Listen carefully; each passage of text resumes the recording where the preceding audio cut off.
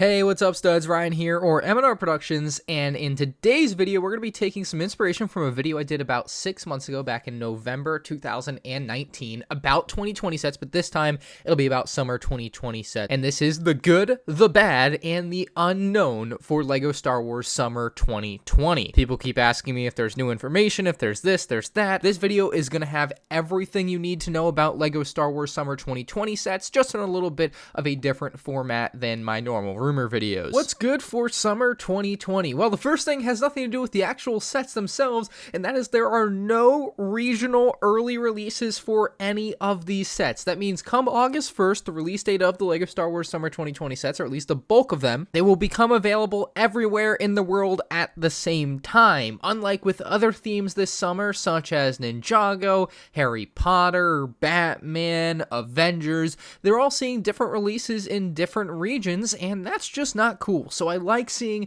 everything released at the same time for everybody. And while maybe your independent little store might not get them the same day as my store here in Florida, the official release date is August 1st, and that's what matters. That's the day you can order them from lego.com. As long as that is the same everywhere, everything is fine and dandy. It's when we're going out of our way to have a store like Target have Marvel Avengers sets on June 1st, and that's only in the US, and then everywhere else in the world doesn't get them until August 1st. That is a problem. The second good thing for summer 2020 is the 75280 501st Battle Pack. This one's gonna be $30, and yes, we all know what it's gonna be. It's got the 3 501st Troopers, the 501st Jetpack Trooper, the AT-RT, the Bark Speeder, and 2 Battle Droids. It's a wonderful little set, and I cannot wait to buy a billion of them when they go on sale. And people keep asking me, Ryan, how many are you gonna buy?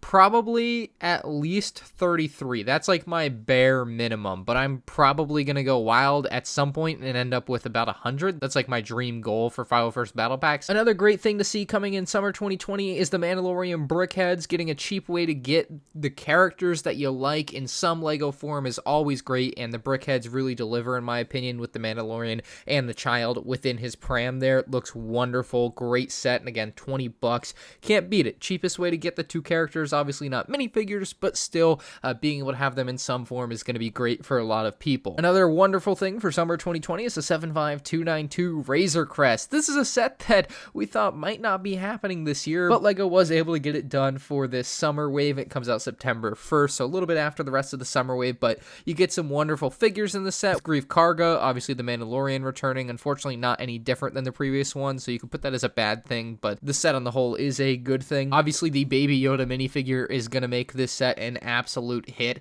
if the Razor Crest build wasn't already good enough for you.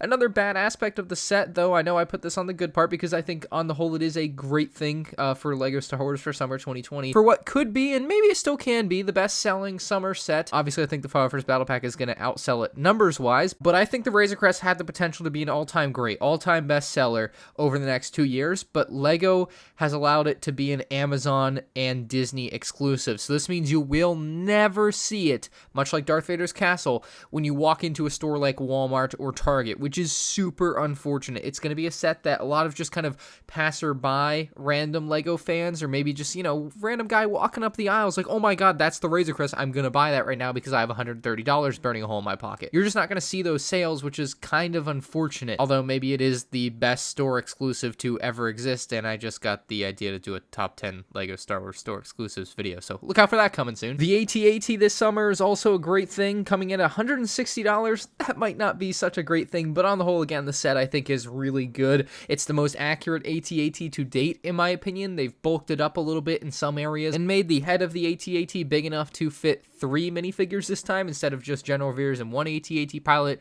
You can fit another AT-AT pilot on the side. The AT-AT also is very true to the universe interior with the blue seating and the ability to hold a speeder in the back. Just very nice little details like that I think really make this AT-AT great. And the final good thing to me for summer 2020 is the advent calendar. The figures in this advent calendar are reported to be maybe the best advent calendar figure selection we've ever seen. Unfortunately, I don't know the vehicles that we'll be seeing or the scenery bits that we'll be seeing in this advent calendar. I assume we'll get the pictures soon, obviously, but it does look like, as far as the minifigures minifigures go, and that's what I think people really care about for the advent calendar. Like, what are you going to do with those little builds? Like, nothing. Mine end up in a bag. Now on to the bad category. First up, the 75286 General Grievous Starfighter. We have seen a leaked image of this, and no, I cannot show it to you, but it looks like the vehicle is going to be almost exactly the same as the version that we got in 2010. It's been 10 years, so you would expect some improvements. The set is reported to only have 487 pieces for $80, which is a pretty outrageous price per piece, especially when you look at 2010's version with 454 pieces for $50. That price bump just doesn't seem warranted in my opinion, unless there's something hidden in this set. The Clone Trooper, which we once thought would be a Phase 2 Commander Cody, does not seem like it will pan out that way,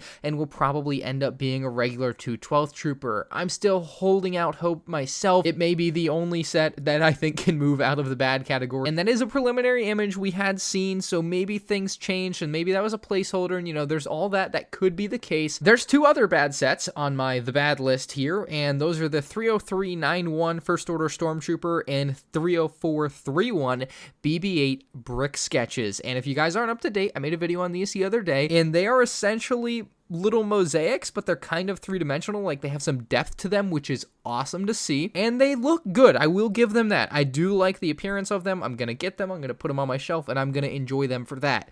That being said, why do I put them on the bad list for summer 2020? Well, it is now confirmed that these sets will cost $20 US.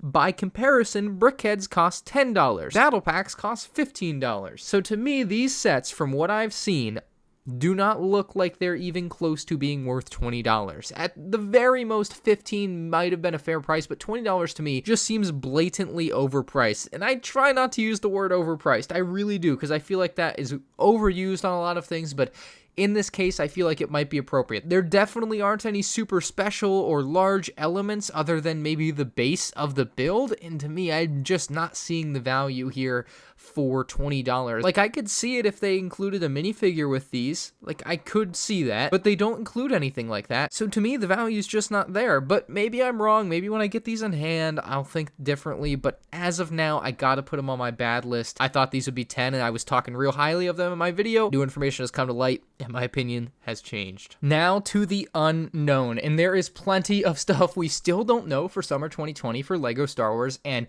we are just under 2 months from release for a lot of this stuff, so it's getting a little close to reveal. It should be revealed very soon. I kind of thought it might be revealed already, but maybe in this next week we'll see a reveal. I can't imagine by the end of June, though, we don't have all the pictures. So we have Anakin Starfighter, set number 75281. It's going to be yellow. You'll have Anakin, you'll have R2-D2. It'll be $30. I'm hoping for a third kind of exclusive minifigure to draw you in for a set like that, because they have had multiple versions in the past. The next set that we don't know much about is the 75283 AAT at $40, other than it's a Clone Wars style AAT with the blue and gray color scheme. I'm praying to see an Ahsoka or 332nd Trooper figure in the set. Having watched the Clone Wars, I think it might be more likely that we just see some battle droids and maybe a 212th Trooper on the other side of it, because that's kind of what we have going on when you see it on screen. We also know quite a bit actually about the 75284 Knight Buzzard. It's going to be $70. It's going to have 595 pieces with the remaining 2 Knights of Ren that we need and Rey.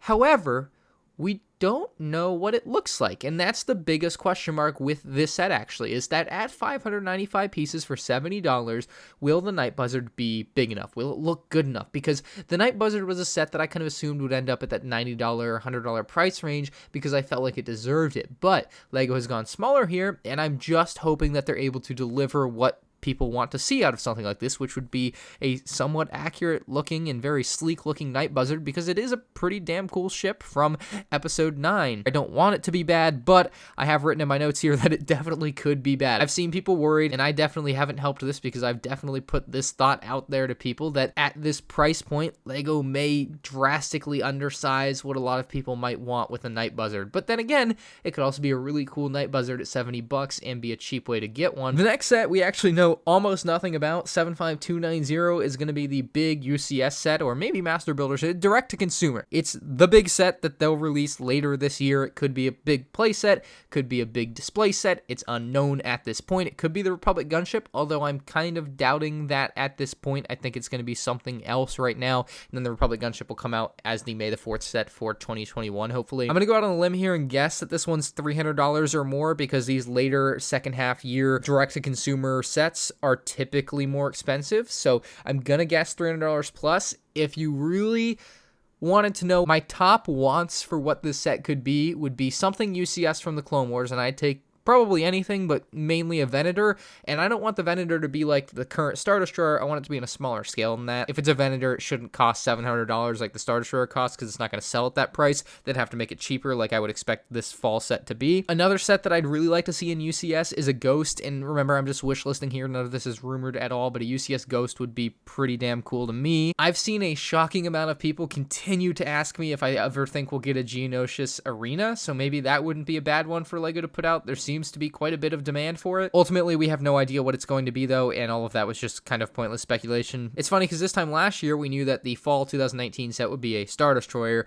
and this time this year, we know nothing. Another set we don't know much about is going to be a store exclusive at set number 75291. It's going to be $100 and have 775 pieces. This set seems like a lock to be coming out. Some people are kind of speculating it could be an ATTE, which kind of makes sense given that the most recent one had a similar piece count and price. That would be the bet I would make if I had to guess what this is, but it honestly could be pretty much anything. Another set that we know little about is the 75318 The Child, or Baby Yoda buildable character, which I first reported on a couple of weeks ago. This one I'm very much looking forward to finding out more about, and I doubt it will end up in the bad category. I think this one's going straight to the good as soon as we see a picture of it. I can't imagine we won't like it for $70. Finally, the 31200 Mosaic at $100 to $150 with about 3,000 pieces. Probably going to be 1x1 plates, so that's why the piece count is so high, so don't put a lot of stock into that. It was first rumored to be Darth Maul, but is now heavily rumored to be Darth Vader. I'm leaning towards it being Darth Vader because Darth Vader just makes more sense, but Darth Maul is so cool, and I wish it was going to be Darth Maul, and I still hope it is. I'm holding out hope, but